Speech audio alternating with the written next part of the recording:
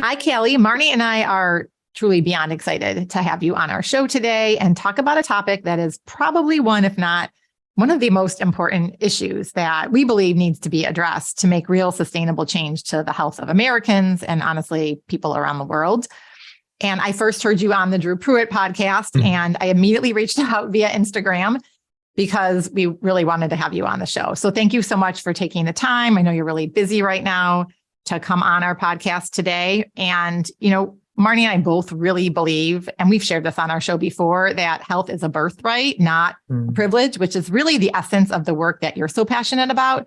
And we just can't wait for you to share all the really behind the scenes insight and knowledge that you have with our listeners today. So excited to be here and jump into it. Great. So before we really dive into the nuts and bolts of the interview, one question we love to ask all of our guests is, what is your one non-negotiable to start each day? It's a great question, and this has been evolving on the journey here. But for me right now, it's movement.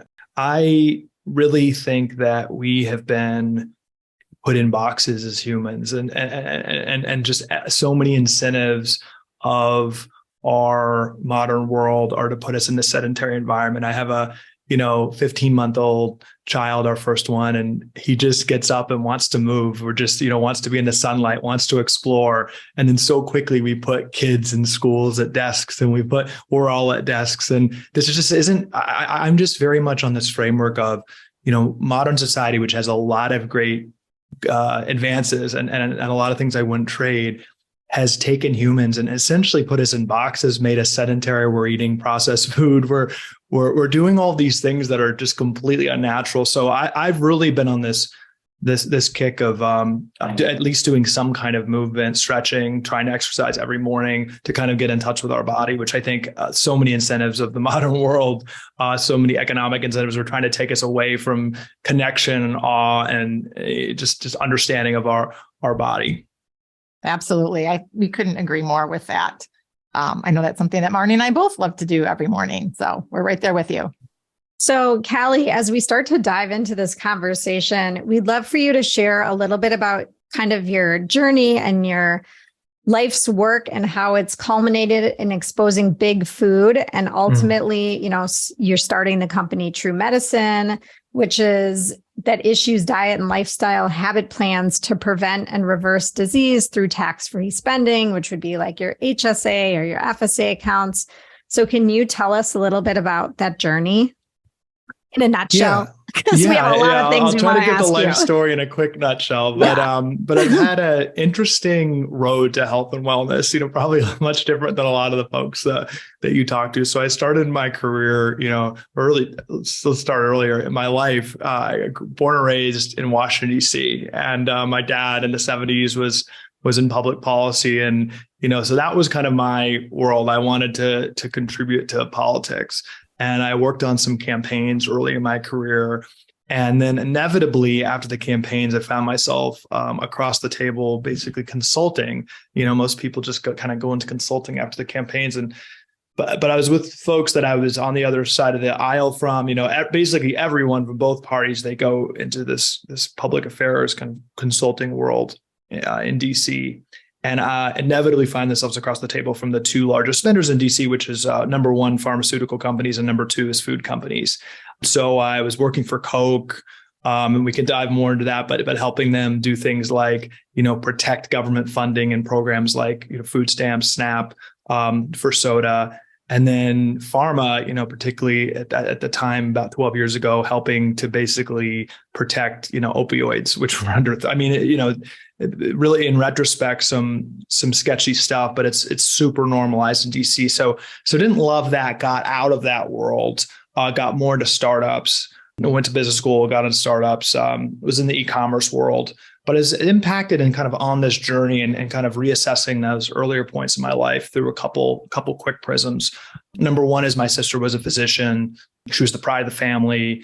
A year after me at Stanford, but I was economics. She was biology, and then was the top biology student in her undergrad, and then went to med school, was the top of her class, and then a surgeon, and just going up the ladder, and the family was so proud of her. And then she abruptly quit, and she's my best friend, and I was shocked. But she basically said that she was doing surgery on someone. It was her third surgery of the day. And she looked down and cutting out their sinus inflammation and had no idea why that person was sick, why they even had inflammation. She just learned at med school how to cut out the inflammation, not what causes it, and realized actually she did not take one nutrition class all of Stanford Med School, and 80% of doctors today still do not graduate with one nutrition class. Doctors just systematically don't actually learn why people are getting sick. So she quit and kind of on a journey there, got much more into metabolic health. And the last thing I'll just say is just being super inspired by that. Kind of looking backwards, my mom abruptly died 2 years ago of pancreatic cancer, which my sister and I, knowing what I know from her now, wasn't a random condition like the doctors at Stanford Hospital told us. It's many of these conditions that are hurting us, hurting our parents, our metabolic conditions are tied to food.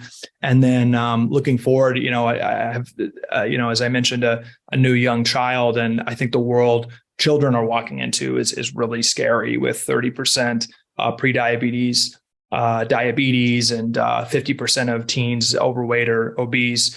So there's something happening. There's incentives happening. And I guess just tying it, kind of connecting the dots, tying it to my political career, there's an invisible hand of incentives.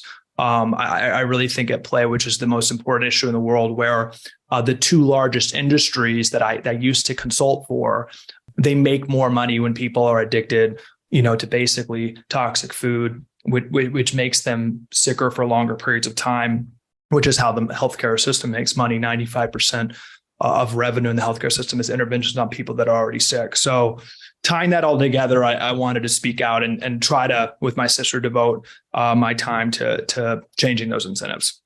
Wow, that is so much to unpack. Wow. I know you asked for a short one. There's probably too much. Too much to unpack there. The metabolic conditions to I just wonder, and I don't want to attack big pharma or these big food companies, but do you?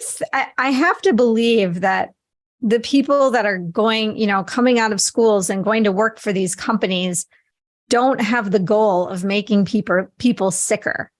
And the doctors going to med school, are altruistic when they're going in, and, they're learning what they learn. And I'm just wondering, who's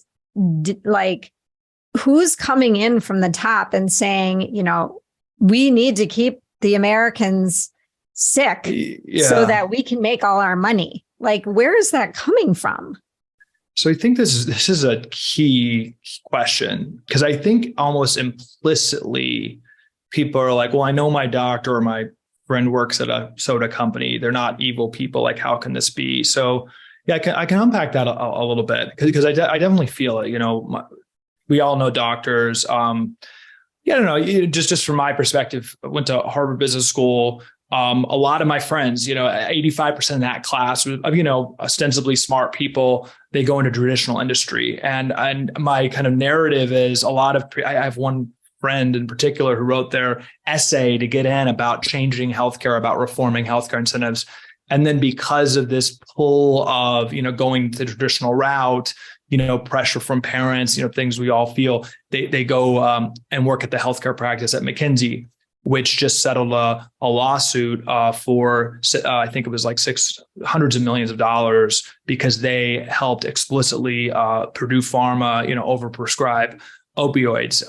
You have that again and again. I mean, friends that are working at Pepsi, friend that wrote about reforming the food system, friends that are working at pharma that are talking about, changing healthcare. So that you just have this, it's kind of a microcosm, I think, at business school that I saw, but you kind of have this system where I think people in their gut want to change incentives, but there's this centrifugal force towards traditional industries that I really do think, and I think this is a trend, probably one of the biggest trends in America right now, but our institutions are failing us to a massive degree. So here's what I'd say, though, diving into it. Yes, the genius of the system, the architectural design of these big industries, particularly food and healthcare, pharma, is that they're able to take good people and give them plausible deniability, essentially. So the dean of a medical school, or the CEO of a pharmaceutical company, or the head of a hospital, they can look down and feel like they're doing, making drugs, helping people who are, going to have a heart issue, educating leaders. So they can look down and actually, but not one person, to the head of the NIH, to anywhere, not one person is responsible for asking why there's such a cataclysm happening. And that, I believe, is not one person, but is this genius of a system that is making money and predicated on more people being sick. So I was actually speaking, on this tirade, just as an example of a leading doctor at Harvard. And I've been talking a lot about Ozempic and how, this miracle weight cure. There's now massive obesity clinics being built at Harvard and other places that are predicated on more people to treat, on more lifetime management of obesity. And the perverse incentive there is that when you build a new obesity center, you literally have to create an economic model showing growth in patient populations in order to justify a loan, like to build the center, and then to justify a hiring plan. And the doctor told me that they said if they could snap their fingers and people would not be obese, they'd do it. But the fact of the matter is they manage a team of 50 people. And if less people started becoming obese and needing treatment and not get in, and basically if they started getting better, there would be layoffs. They would not be able to build a new center. This is everything. I mean, any city you go to, I'm in Phoenix, the largest building in the city is a children's hospital, with a huge with a huge heart center and a huge liver transplant ward. I mean, the fact that all of these new buildings and specialties, for fatty liver disease for kids or heart issues for kids, it's actually celebrated as progress. It's actually like there's a ribbon cutting ceremony. The doctors are celebrated as heroes. On a micro level, they kind of are, but here's where I kind of link it and do put a little bit of blame. I do think every doctor knows that patients aren't getting better. I think they know that their paycheck is predicated on more patients getting sick.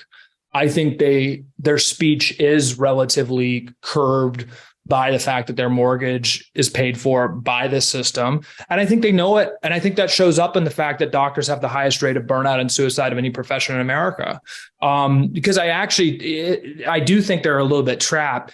I think there's easier ways to make money. I think they're very dedicated. And I think the perverse system in America right now is we actually do bring the best and the brightest from around the world to get in the medical system. They're very dedicated.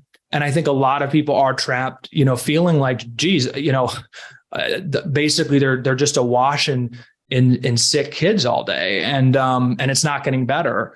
And to speak out about that would be to get reprimanded by the hospital, because that's not how they make money. So, yeah, I think it's I am optimistic actually, but I think the last thing I'd say is it's just.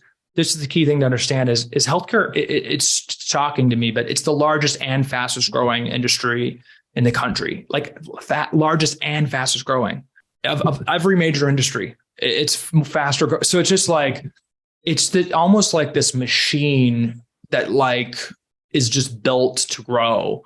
And I think a huge part of that is this gaslighting of it's just a gaslighting of moral clarity. It's there actually is a way to solve this. The head of the dean of Harvard Medical School that's building new, obesity clinics. It's the, for any university, it's the largest, revenue center. I mean, these are huge businesses. I think it's 7% of all US GDP goes through university hospitals. I mean, it's crazy. But they could say tomorrow that, we should cut childhood recommended sugar to zero. It's now 10%. They could say we have a metabolic health crisis and we have to immediately cut sugar for kids. I mean, if medical leaders said that tomorrow with the urgency we did with COVID, that would happen. We listen to medical leaders. They have that option available to them, but they won't do it because this basically metabolic issues, 8 of the 10 leading killers of Americans being basically tied to food, is what's driving costs. Yeah. And I think there's so much here.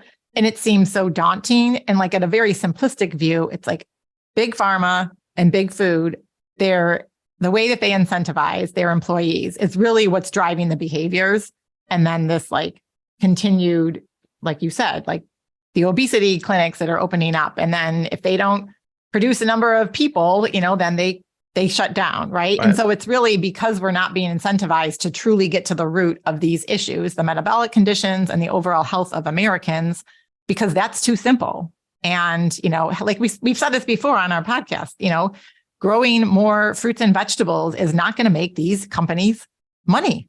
Right. And then everything just falls, but it's like there has to be, it's like we're trying to move this huge monstrous ship.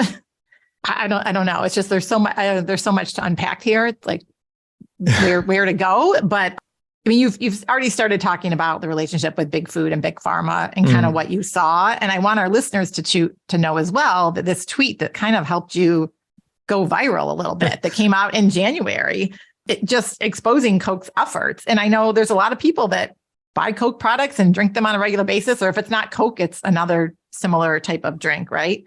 And maybe you can kind of talk a little bit about that, about what you saw firsthand and getting people to understand, because I know Marnie and myself live in this space, a lot, and you. And so we hear it, and we've been hearing it for years, but a lot of people don't know what's going on kind of behind the scenes. Yeah. So I think this is a massive challenge. So I think what's been helpful is really painting specific pictures of how this works. And my hope is that this, at least these stories coming out, just helps folks as individuals, as parents, I honestly think having some healthy distrust of the system, honestly, is a key to empowerment. So that's kind of my goal with these stories of just kind of realizing the levers are very slanted against us, and then maybe that propelling, independent thinking. That has at least been helpful for me. But here's a story about Coke. So it was about 12 years ago. And yeah, you said some folks drink Coke. It's like, I'm not like a zealot to never have sugar or have alcohol. I mean, I think that's almost like missing the point. The key thing here is that the US government funds hundreds of billions of dollars of direct payments to the products that are causing devastation to health and trillions of dollars of healthcare costs. So with soda specifically, food stamps, now called SNAP, is the nutrition program for 15% of Americans, the low income bracket. It's over $100 billion a year. The number one item on this nutrition program is sugary drinks, 10%, and 70% of all dollars in the program go to ultra processed food, which is unique to any other developed country. No country in Europe lets the low income nutrition program money go to sugary drinks. But that's the number one item. It's billions and billions of dollars to Coke and Pepsi a year. It's a material part of their revenue. And in 2011, 2012, obviously some members of Congress were like, why are we doing this? So I actually was working for Coke as they were trying to stunt those efforts. And what they do is they ask, how do we basically rig institutions of trust? So one organization we went to is civil rights groups. So the NAACP and the Hispanic Federation, Coke transferred them millions of dollars. And the goal was to racialize the debate. It's very perverse in a way, because the folks being hurt the most are lower income children, particularly children of color.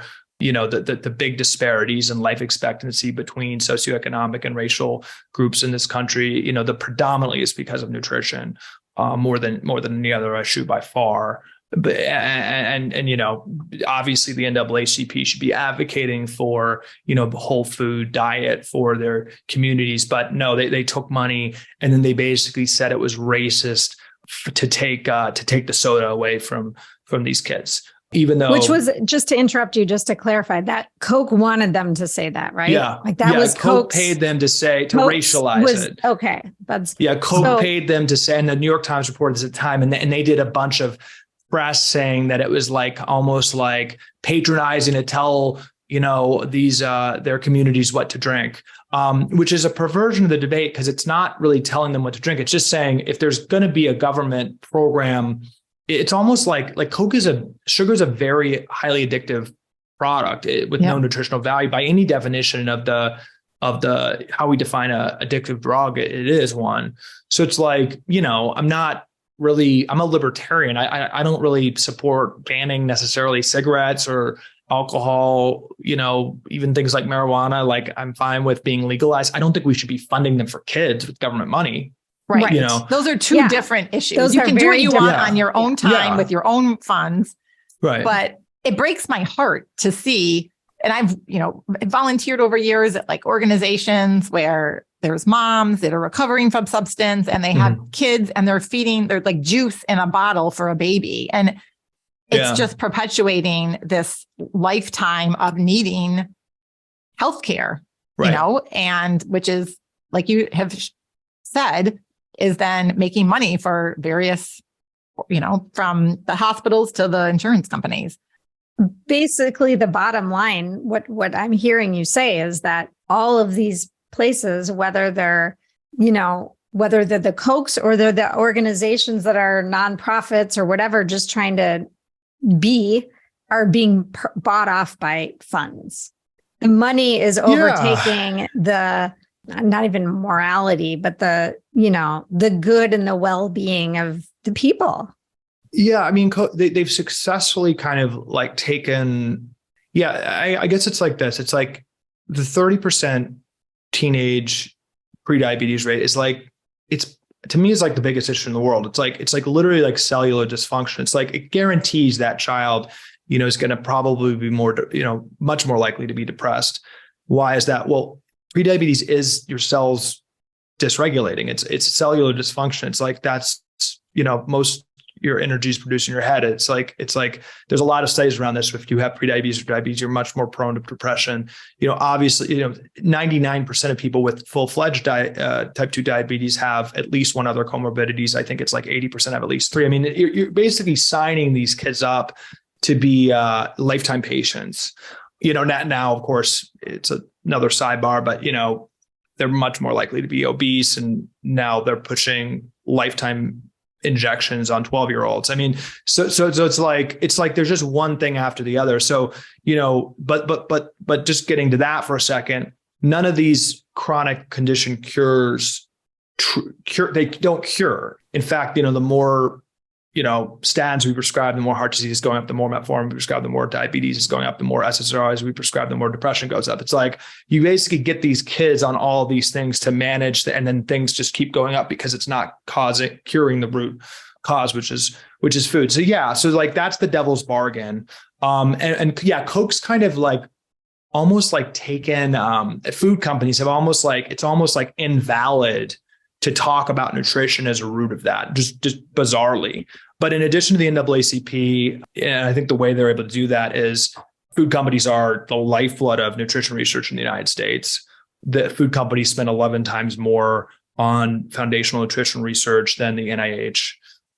So I saw that and helped coordinate donations from everywhere to Harvard to Tufts to, other prominent nutrition and public health schools, that have produced foundational studies, even to this day, questioning whether sugar causes obesity. During that time and today, Coke and other processed food companies are able to donate directly to health groups. The American Diabetes Association has accepted millions of dollars from Coke, which is just, I mean, I can't even. It's like it actually, it's a joke. It is it is like the Lung Cancer Association accepting money from cigarette companies, which I think they did in the 80s. Exactly. But it's actually probably worse. But yeah, and then the American Academy of Pediatrics has accepted money. So it's a very systematic effort. And then of course there's just the rank corruption of just direct political donations. So I mean, like that's kind of how it happens. And it's created this thing where the American Diabetes Association is not calling out sugary drinks as a reason why 50% of American adults now have prediabetes or diabetes. So that was kind of, it's just interesting to see it close up, but it's very systematic. So what can we do about this? Like, we can talk about this and talk about it and point fingers at Coke and all these organizations, but like, what can we do? What can I do to move this forward and to I want to see change. Well, and I know, Calley, you've been in you were recently in DC or within the last couple of months meeting with members of Congress. So maybe you can touch on that as well. Yeah. So I think it's like bottoms up and top down. I actually am optimistic because I think just mathematically we're on an unsustainable trajectory because we're literally like, we say this, but like people's eyes gloss over, but like we truly are going to go bankrupt because of healthcare costs. Like we're at 20% of GDP now, growing, as I said, at the fastest rate of any industry. It's going to be 40% of GDP in 15 years. And we truly are becoming, like, not hyperbolically, like a sick, depressed, infertile, civilization. Our bodies are actually like exponentially like refusing to produce life. Like male sperm count's down 50%. PCOS is, as we all know, is going up, and fertility problems for women and men. This is all happening at once. And to me, that's just, if you could have a warning sign that's more kind of blaring, it's like our evolutionary functions are almost like at risk of reproducing, of course, the medical system. And, again, it's complicated, and this is what's complicated because there are miracles that happen with IVF and all of these things, but it's like, that on a micro level is great. Many friends have done that. It's just like, no, we are having systematic issues with all of this stuff. So I actually just think, like, in a way that's hopeful because it's like so bad. It actually has to, like, we're literally going to be like a completely non-competitive civilization. So, and I think America is actually good at changing things, like slowly, but pretty decisively when the facts are clear. And like podcasts, like from you to just very diverse comedians. I'm talking to comedians. Joe Rogan obviously is talking a lot about this. He's controversial, but people on the left and the right and the middle, and health podcasts. So, okay. But here's kind of my theory of change. So bottoms up, I do think there's millions of people that are kind of like taking matters in their own hands and realize our food. I mean, this is strong, but I do think in some degrees it's poison with all of the chemicals, all the glyphosate, the soil degrading right now. So I just think it's like more people taking curiosity and reading books by Mark Hyman and Robert Lustig, Sarah Gottfried, like just like going on the path of like more understanding about metabolic health and what they're feeding their kids. I mean, that's happening. And I know a lot of your listeners are doing that. And I just think that's a very positive development. I would also just say my addition to that, and this is again, somewhat strong, but I think warranted. It's like, I really do think we need to be skeptical of what the medical system says on chronic disease prevention, on diabetes, heart disease, skepticism if your doctor's saying, pushing a statin and metformin, skepticism what they're telling you to eat. I know it's harsh to say be skeptical of your doctor. I think there's just no world where they deserve they don't deserve trust. They deserve to be listened to, but chronic disease rates are exploding under their watch. Now, if you have an acute issue, if you have an infection, if you have a complicated childbirth, if you have something that's going to imminently kill you, the medical system's a miracle for that. I just think there's a differentiation. Acute issues, a surgery for like a broken bone or something, it's like, that's great. Chronic distrust. Okay. So that's bottom up, talking out. I would encourage actually meeting with lawmakers, to let lawmakers know the health of our children, all that stuff is important. Okay. But top down, there's actually really easy things we can do when we're having conversations with them. I mean, one is just stop funding sugary drinks. The Farm Bill is up right now. I actually just published an op-ed with a member of Congress. It's very simple. It's like food stamp funding shouldn't be funding hundreds of millions of dollars for sugary drinks. Right. It's simple economics. If you just stop doing that, hundreds of billions of dollars over the next 7 years. If you stop doing that, economics change. I mean, a Coke is cheaper than a water right now because there's so much subsidies. We have, all of our agriculture subsidies, 90% of them go to ultra processed food ingredients. So that's my framework. It's cut the subsidies. And then number two is stop recommending things. So just real quickly, I think the most shameful regulation in the country is that the USDA and the nutrition guidelines for Americans says 10% added sugar is okay for Americans 2 years and up. We don't recommend cigarettes. We don't recommend alcohol. Like there's not a recommended range. There should not be a recommendation for sugar. That should be 0. It should not be banned. But the second you make that 0, at the birthday parties right now where, all the kids are running around like meth addicts and it's normalized to give everyone sugar. That's, kind of like, okay, parents, what are they doing? It's like, well, they're following recommendations. I mean, like the USDA, people listen. Like when Dr. Fauci said everyone to get the vaccine, most people did. Like for better or worse, if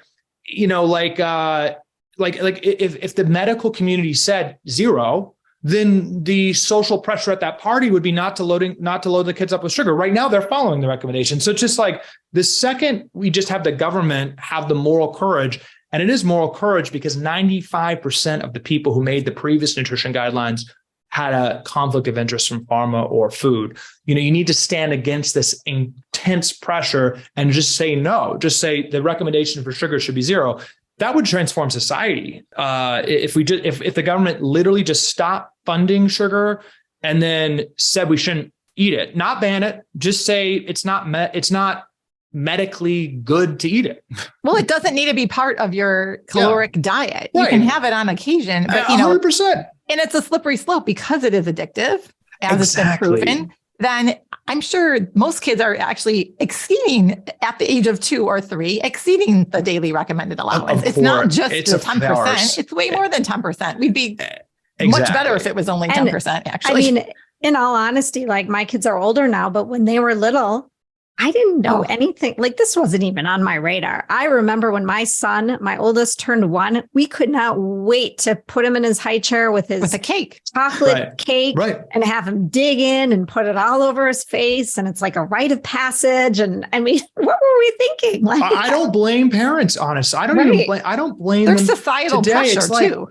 You have to in society. Like I've chosen to kind of be a psycho and talk about this all the time. It's just like in society, you have to defer some things to the experts. And it's just like, we've just totally been let down. So like, I would just, thinking about parents, it's just like, they look up what the American Academy of Pediatrics says. They look up what the USDA nutrition guide. It's just like, if those change, it's like with cigarettes. It's like when the Surgeon General came out hard against cigarettes in the 1980s, it's like smoking rates plummeted. They plummeted. Interestingly, Philip Morris and all the companies started diversifying to food now, and then it became the largest food companies, but kind of taking their business model. But it's just like I actually am less and less on. Personal responsibility is very important to me. I'm a libertarian guy, but like when 80% of adults are obese or overweight, these rates of diabetes we talked about, people aren't systematically trying to hurt themselves and hurt their kids. It's just like we really are following. Both the incentives, both with, what we fund and kind of push on people, we're pushing drugs on people, and then recommendations. Like there's few public health leaders ringing the alarm on this. So that's what I think a lot of people are waking up to. And I think at some point you're going to have public health authorities, at least, just say sugar, a radical statement like we shouldn't be encouraging kids to eat sugar. Well, ironically, just 2 days ago in the Wall Street Journal, I read an article that there's a debate going on right now about pulling chocolate milk from schools, from elementary schools. And that was something I was very involved in wellness committees at my children's school and district that we tried to get even just like 1 day a week have chocolate milk. And so the fact I read it, I'm a little skeptical, of course, but I'm like, well, there's some hope here. This is where you're getting to like hope. It is being discussed if it's in the Wall Street Journal about making some changes right now. I don't want to go down that whole dairy path, but it's similar to the Coke and the subsidies and everything you're talking about as well. Yeah, the dairy is a whole nother animal. The lobbying there and stuff. But definitely, I think, I was just going to say, that's where I want to say, like, again, it's such a big issue. It's like overwhelming. And, realistically, I'm not going to be doing what you're doing and going to Congress and lobbying and talking to all these big companies, but what can I do? Here I am sitting in Minneapolis. You mentioned a couple things like, stop buying sugary drinks and going to my doctor and kind of taking what they say with a grain of salt, right? Like having a healthy dose of skepticism, unless it's going in for an emergency or whatever it is. But like, what can I do to drive this issue forward? I really, really want to do something. And I'm like at a loss on what to do. Yeah. So on a personal level, my sister and I have kind of been working on a formulation here and suggestions. I'm sure you guys have talked about this, but we really liken it to the unholy trinity of ingredients. So on a personal level, if you can look at the labels for three things, we think you're getting a large percentage of the way there. Obviously, the first one is sugar, but I think it's just really clear, just to ram this point home again. It's just like, if you can really try to rob sugar, particularly liquid sugar, which sneaks in so many places. Oh my gosh. I mean, it's just, we all know this, but it's just like, I mean, truly like going to my dad's house, who's like really trying to be healthy and has two kids that are like on the mission here. You go through and the creamer, right, is, 5 grams. It's just like, it sneaks in everywhere. But the second is, industrial seed oils, canola oil, sunflower oil, soybean oil. These are being talked about more, but these are wrecking havoc. And I don't think, there are scientific studies, but it's just like, let's just back up. These are inventions of the past 100 years that are truly like byproduct of industrial oil production. They're actually created largely by Rockefeller as a byproduct of some of his manufacturing in the early 1900s. And there's massively cheaper fats than, whole, more natural fats like olive oil or, avocados or animal fats, things like that. It's the number one source of American fats right now. We're just evolutionarily not made to eat these things. They're causing a lot of inflammation, but they sneak in everywhere. And you go to Whole Foods and buy hummus and your, plant-based creamer and things like that. I mean, just they're actually everywhere. I mean, it is staggering where, as you guys have seen these ingredients. And then highly processed grains. I mean, if you can really cut processed grains, I mean, we hear these stories going to Italy and eating pasta and losing weight. It's like our grains are poisoned. I really believe that with the glyphosate, and then, the processing takes off the fiber. I'm not trying to sound too conspiratorial. I really do think there is something absolutely corrupt and wrong with the grains in America. And if you can stay away from the processed grains as much as possible, you're going to do those. If you do those three things, and then the second, I mean, it's just like, I think we're getting a little bit too much like around protocols. Like there's great health podcasts. It's like this protocol for this, like cold plunge for 3 minutes, like eat this. It's just like we should just try to eat as less poison as possible. I mean, it goes back, and it's really helped me with this, but it's just like, think about the grains, if it's not, if it's not organic and highly processed and super cheap, you're probably eating just like glyphosate, chemical covered like crap.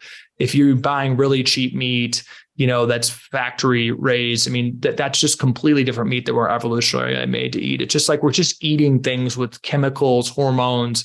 So as much as you can stick to pasture raised meat, wild fish, things like that. I mean, but those are a couple of suggestions I have. And, and I would also just say it's basic. I mean, like whole foods, like avoid ultra processed food. It's like there's a lot of influencers, there's a lot of books trying to be sold, but it's just like, if you can really like have curiosity about that for you and your family, which I know a lot of your listeners I'm on that track too, you get a lot of the way there.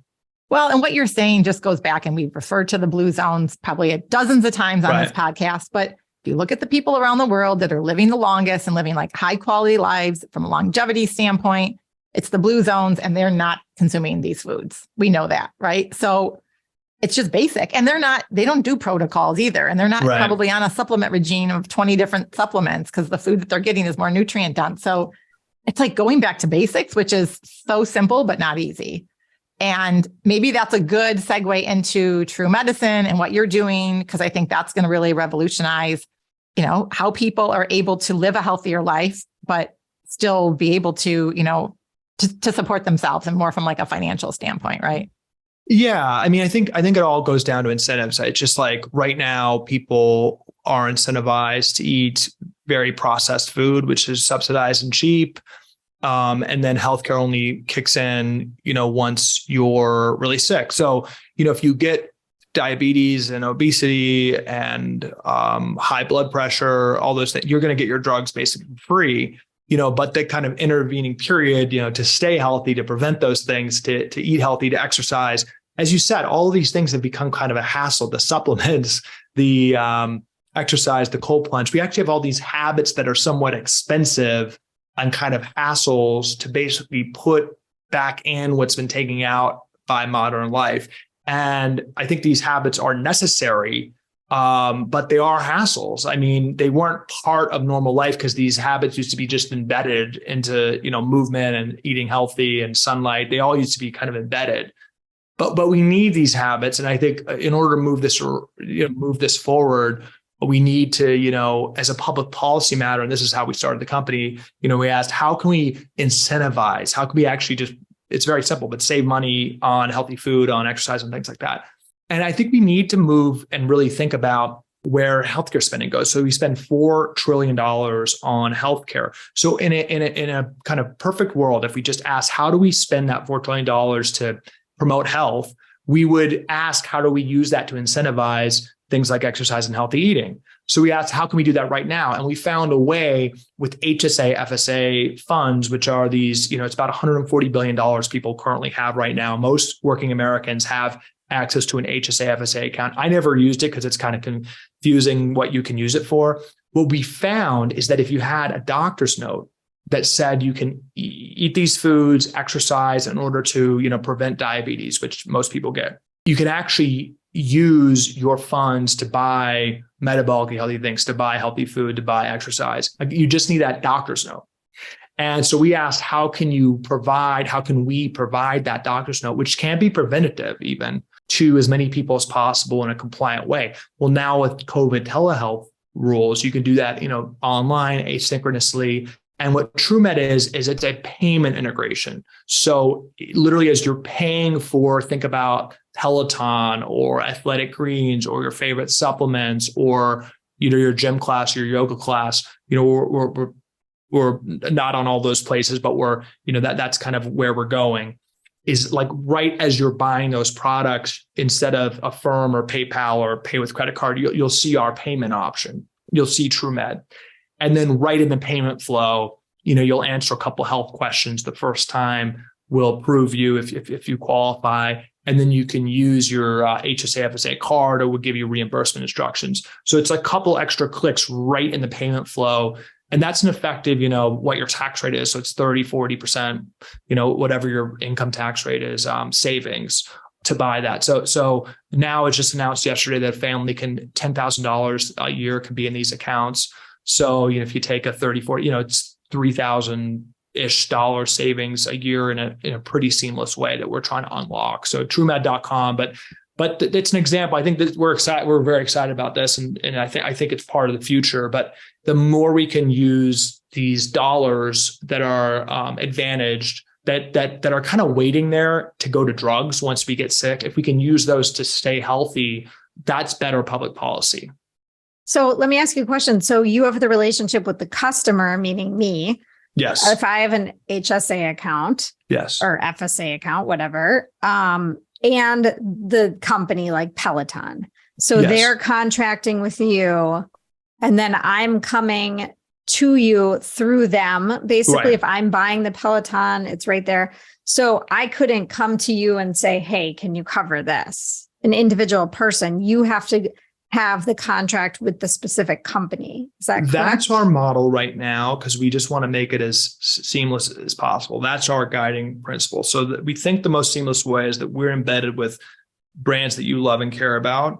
You come to you max out $10,000 for your family. You come to TrueMed, you can map out where you want to spend it, but then you can map out and plan if you contribute, say that $10,000, you're going to buy the Peloton for your family, that you're going to spend this amount on food, that you're going to spend this amount on supplements, that you're going to spend this amount, or purchase a new sauna, or you can kind of map out your spend and then just buy it as you normally would.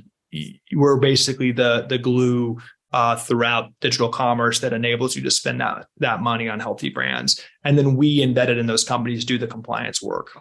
So are the companies paying you then? Or is the business model, it's nothing you? for the consumer. It's nothing, Okay. It's nothing for the consumer. And then we run the payment and take a small cut from the payment from the merchant, which from the merchant's perspective, they're often spending, 30-40% of their revenue is on marketing. And we're proving that we can drive incremental customers to them when we're doing the telehealth work. So we take a much smaller percentage than what we're saving the customer. They're able to give the customer a big sale, get most of that money, basically, and not take a brand hit is how they look at it. And very much merchants see it as part of their mission. I mean, evangelizing what they're doing as medicine, which we believe it is by any definition. But yeah, that our business model is we take a cut of the transaction. The customer doesn't see anything. And presumably you're growing the pool of people that are interested in these products because they can maybe afford now to do it. Exactly. I mean, the raw economics is that if, the Peloton's $2,000, but it effectively becomes, $1,300, that drives just economically a different, that's material. So how can you qualify? Like you mentioned, like asking some questions to get you set up initially. What do you need that doctor's note that you referred to, or we provide that? Okay. So you're on Peloton, click TrueMed. You will be asked a couple health questions right there in the survey. Now, in order for something to count for HSA FSA, you just need to tie that item to whether it prevents or reverses a condition. If you think about it, it's just like a drug. You can't just expense a statin on your HSA FSA. You actually need a note from a doctor saying, "Hey, this is helpful to prevent heart disease." Right? So it's pretty much the same thing. So we have an intake survey, just like going to the doctors. Hey, what's your family history? What are you working on preventing? What are you worried about? What do you have? 60% of Americans have a condition right now. So it's, anxiety, PCOS, chronic fatigue, but we ask those questions. And if there's something that you're working to reverse that you have right now, or family history, concerned about preventing something, then our clinician team will make the assessment. But, if exercise helps with that, that's valid for a note. And we are very direct about this. I think there's a lot of companies kind of, overprescribing Adderall, kind of bending the rules. We want to be very clear. The American Heart Association has said that every adult in the United States should be on a statin, that we have such a dramatic metabolic health problem in the country. Well, we agree with them on the last part. We are being crippled by a metabolic health issue. We actually think most people, on almost every American, should be on an urgent plan for exercise and broccoli. And we are very open. I think medically speaking, just following the science, that the vast majority of people, we are prescribing these to the vast majority of people. So yeah, if you are working to prevent or reverse a condition, according to the letter of the IRS, you're eligible for a prevention plan, that will probably include metabolically healthy food, metabolically healthy items like exercise, things like that, which we help to enable. I am so excited about this. Thank you. First of all, I've been arguing with my personal health insurance company and HSA for the last few years because I have a Peloton subscription service. I have a Tonal subscription service. I have all these things. I work out, 5 days a week, and I will not get any insurance credit because I am not physically going to the Lifetime Fitness in my neighborhood. They want so many check-ins per week. And if I'm not doing that, I'm not working out, is basically what they're telling me. And it's like so frustrating. I think seamlessness is everything. That's what we're trying to, and we got it kind of to your point. We got to get integrated with as many people as possible. But yeah, it's like everyone should be doing what they want, the habits they want, and they should be saving on it and getting incentivized to do it in a most seamless way possible. I'm cynical on it. I really do think insurance companies, unfortunately, are incentivized for costs to go up because they can only take 15% of the medical loss ratio. They have to take. They basically have a 15% cap profit margin, but can raise premiums if they don't get that 15%. So the reason premiums have gone up is because they're incentivized actually to take 15% of a larger pie. So I am cynical on a lot of these health insurer driven kind of lifestyle things. I think they're kind of lip service. And that's what I've heard from executives at some large insurance companies. It's not the main focus because they will lose market share, stock price if costs don't go up. If everyone starts exercising and everyone gets healthier, insurance profits will crumble because they can only get 15% of the pie. If the pie shrinks, their profit will shrink. Yeah. But you'd think corporations' profits would grow because their employees aren't as sick because they're getting healthier and they're more productive. And I mean, it's like, if we change this, it would be the biggest economic, boom we've ever seen. It would be short-term, very disruptive for the largest industry in the country, and probably short-term, actually a hit for the economy because so much of our economy is actually tied up in healthcare. But yeah, 100%. I actually think corporations are part of the kind of trends that will change this because I think literally large corporations are concerned about the competitiveness of our country and the workforce. Well, right. And there's so many areas that this has a ripple effect, like you said, productivity. And I think there are just more people listening to these kind of podcasts and taking matters into their own hands. And then the demand, hopefully, is going to start to dictate what some of these companies do. But you've shared so much. I feel like our listeners have a lot to think about and ponder and start to question and like tune in to what they believe is going on within them. And you've given a lot of strategies. I like that top up and bottom. Thank you. Top down and bottoms up approach to this, because I do think it has to be tackled from multiple levels here.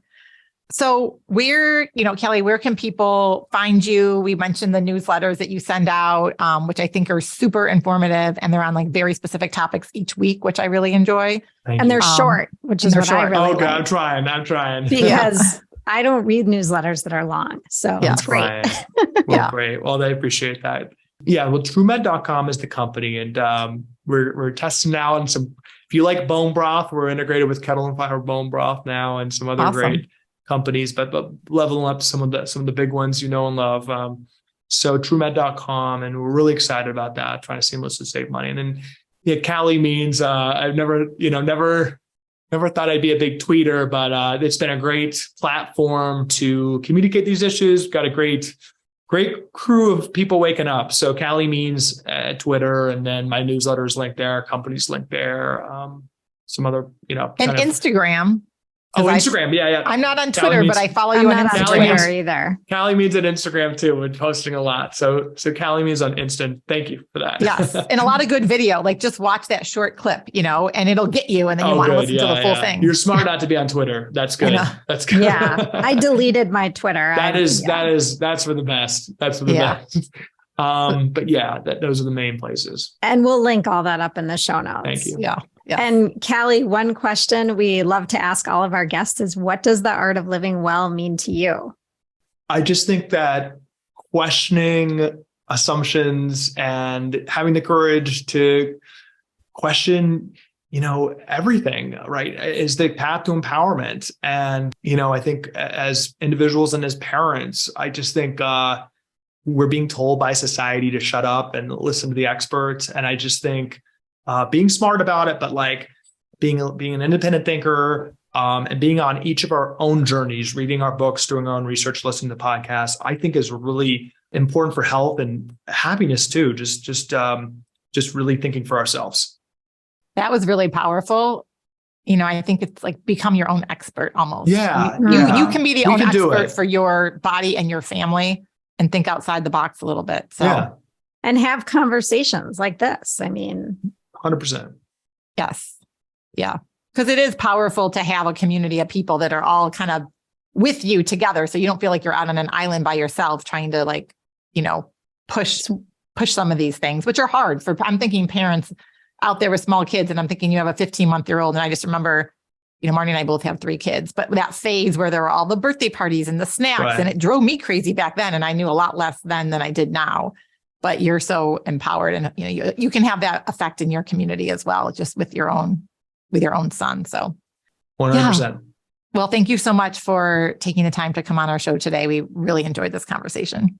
Thanks, Stephanie, Marnie. And have a great day. Bye-bye.